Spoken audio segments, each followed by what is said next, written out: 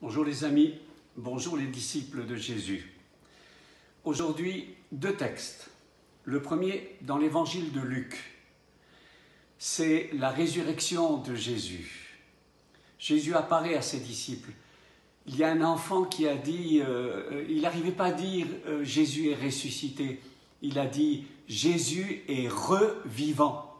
Jésus est revivant. Il existe une vie après la mort. On ne sera pas, quand on passera la mort et qu'on ressuscitera, on ne sera pas comme des petites fumées, comme des petits fantômes, comme des petits machins qui vont se déplacer dans des nuages. Non, l'exemple et le modèle du ressuscité, du revivant, c'est Jésus. Et nous lisons,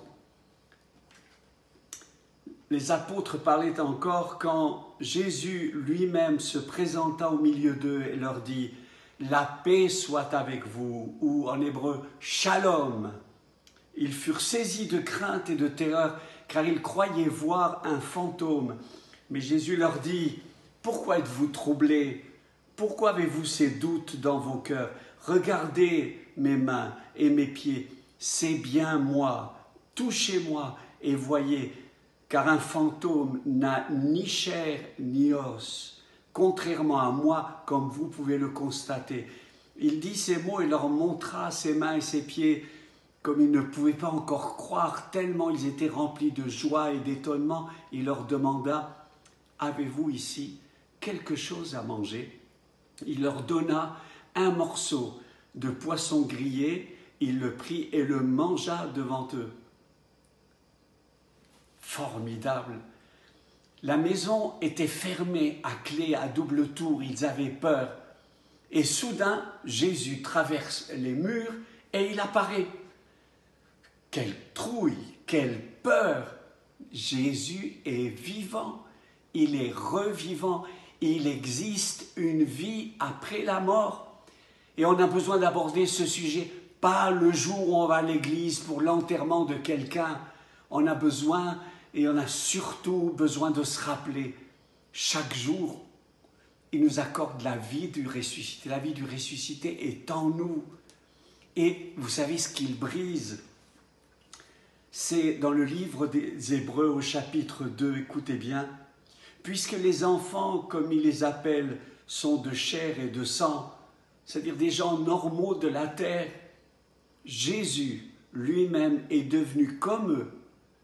Il est né comme nous et a participé à leur nature humaine.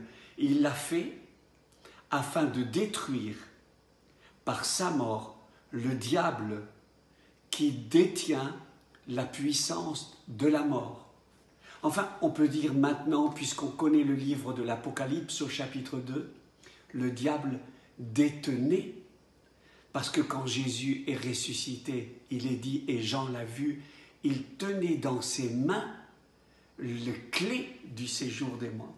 C'est lui le patron, c'est lui le chef. Alors, Pâques, c'est plus qu'un temps de tristesse où Jésus a été sacrifié pour nous.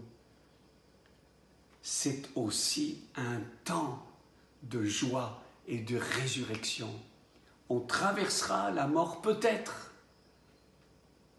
mais si on traverse la mort, on retrouvera une vie avec un corps glorifié et on pourra manger du poisson grillé avec Jésus. Que Dieu vous bénisse.